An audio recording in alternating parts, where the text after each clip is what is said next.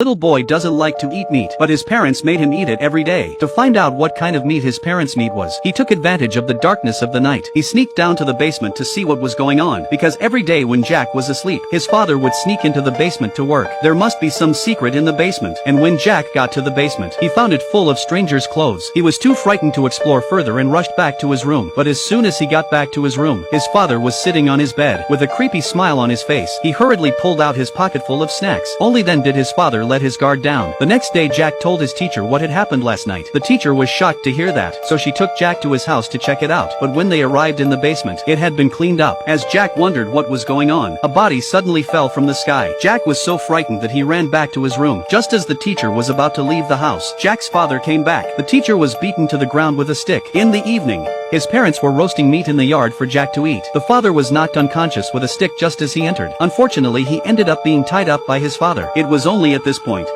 then that his father told Jack the truth. Just as his father picked up the knife to feed Jack the meat, Jack took the knife and stabbed him in the side. In his anger, his father tried to finish Jack off, but in the nick of time, the mother managed to save him. The two men then struggled with each other. A minute later they were both dead. The end of the story. Jack runs to his grandparents' house. He thought a happy life was waiting for him, but after seeing the beef burger his grandparents brought him, he was completely devastated.